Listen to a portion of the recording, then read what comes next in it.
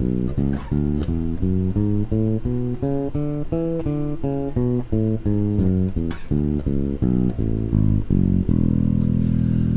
bass family, and welcome to Everything Bass. Kind of a cool one for you today.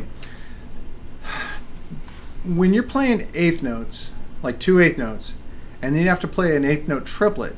So in the same space that two eighth notes fit, you have to get three notes in, three eighth notes. So you're kind of crowding these three together. That is an interesting rhythmic pairing, eighth notes with triplets. And it's also commonly misplayed by bass players. Well, actually by all musicians. Shouldn't single you guys out. So if this is our metronome, eighth notes would be 1 and 2 and 3 and 4 and. Now eighth note triplets, 1 and 2 and 3 and 4 and. So that's what an eighth note triplet sounds like. What a lot of players kind of end up doing is playing their eighth note triplets 1 da da ta ta ta ta ta ta ta ta ta, which is actually 2 16th notes and an eighth note. Great rhythm set, not triplets. 1 and 2 and 3 and. We can also think about this as words. If you say apple, that's two eighth notes. Apple, apple, apple, apple. But if you say blueberry, which has 3 syllables, blueberry, blueberry, blueberry, blueberry, it gives you the sense of the triplet sound. So I created an exercise where you're going to alternate between 2 eighth notes and then an eighth note triplet, 2 eighth notes, an eighth note triplet. But I wanted to do something different. I wanted to give you guys something in addition, so we're not just working on that on a chromatic note exercise. So I decided to show you kind of a cool fingering for the E Mixolydian scale. So let's cover the scale fingering first, and you'll also see, if you're a Patreon subscriber, go to the description of the video, hit that link, it'll take you to the Patreon page. And if you're not a subscriber, hopefully you would consider subscribing. But you'll be able to, if you're a Backstage Pass monthly subscriber, download the neck diagram so you can see the fingering for this along with the written out exercise. But let's just start with the fingering. So it's great, and it's really cool. Sometimes when I've had students learn Mixolydian, they want to always play it what's called closed, no open fingering. And so when I want them to play off of this E, they get really confused because it doesn't look like this, but it can be better. So E Mixolydian, what's really cool about this is it's if you count frets, it's open, second fret, fourth fret. So that's the root, the major second, the major third. Open A, which is the perfect fourth, perfect fifth, major sixth.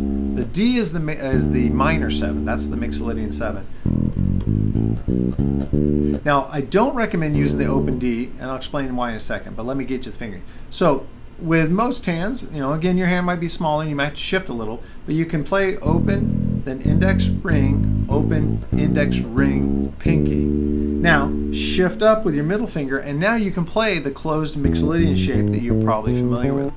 If Mixolydian's a scale you don't know, check out my video. It's called Modes 5 Mixolydian, and I'll go over this scale. It's a really popular scale. I use it a lot in so many different genres. So let's go over that finger again.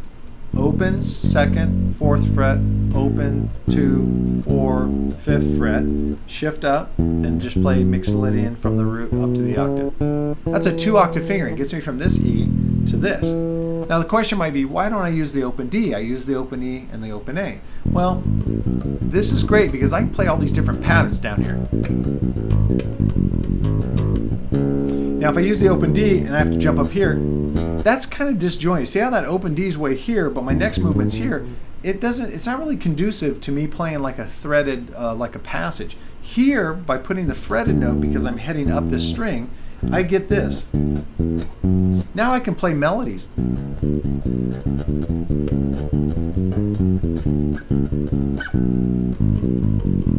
So I just think it's more, to make that what's called a pivot note, because I'm pivoting from this pattern, pivoting to this pattern. By making it a fretted note in between the two patterns, now I've got like a little bit of a hallway between two rooms that's a lot easier to navigate than throwing that open D in. Now, it's not to say that if you're just jamming down here, you can throw the open D in and put the E there. But for the sake of a 2-octave fingering, I want you to kind of get used to this. Now, let's deal with the exercise. We're going to alternate. The first note, we'll play 2 eighth notes, 1 and. Then the second note, you'll play a triplet, 3 and.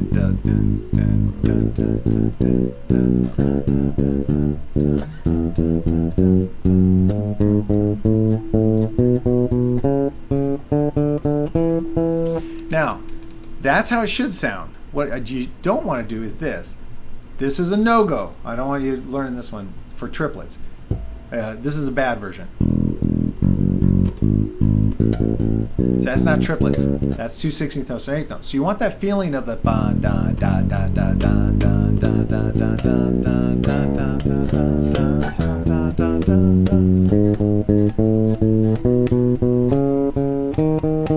Oops, I put a major 7 on there. I was actually thinking about what I was going to say next. So download again. Download the neck diagram, download the written exercise, and practice starting at like 60 or 70 beats per minute. Very slow. Get your timing right. Actually, slow can be hard on the triplets sometimes, but that's when we really build our muscle memory and we kind of get a really good feeling for what that triplet sounds like. Then start going up in increments of 10. When you play it up and back, remember we want to play it backwards. Like this. You get down to the bottom, stop, move the metronome up by 10 and play that and see, because we want to be able to play all these techniques and have this mastery over 8th notes versus 8th note triplets in all tempos, and then go as fast until it starts to fall down. And if it falls apart, then look at what's falling apart. Is it the fingering for the scale that's falling apart? Is it the triplets start to sound sloppy? Well, then go back and really work on it, get it ingrained. It's that, apple, blueberry, like that. Okay, I hope you dig this. A simple video, simple concept, simple goal. Strengthen our understanding between 8th notes and 8th note triplets, and make sure we're not playing 2 16th notes on an 8th note. And if you like this video, please hit a like on it, but also in the comments let me know, yeah, I want more like this, because I can always do videos with unique fingerings, or not unique, but fingerings for 2-octave scales, but then showing you maybe we'll go between 16th notes and whole notes, so you get a real strong feeling of subdividing by 16th notes. There's a lot we can do there to make your basic scale warm-ups and your basic scale studies more valuable by kind of dovetailing in other skill sets we want you to strengthen. All right, guys, I hope you liked this video. I really love this time we spend together. It's made this quarantine world bigger, and that I get these wonderful conversations with you guys, that I get to shoot these videos every weekend, and it just means the world to me. Thank you for the support you've shown me and my family. Thank you for subscribing to the channel. If you haven't, I wish you would. I promise you I won't harass you. I upload about 4 to 5 videos a week. If you hit subscribe, which is free, to the YouTube channel, and hit the little bell icon, you'll be notified every time there's a video. And let me know how I'm doing. Am I on course? Is this stuff that's valuable to you? Am I missing some? You want me to do another video that I did earlier, but maybe take another run at it and cover more areas, go more in depth? All this stuff, you're in control. Everything base is everything you. I want to make sure that these videos are working for you. So let me know. All right? I love you guys. I'll see you at the next video. Thanks.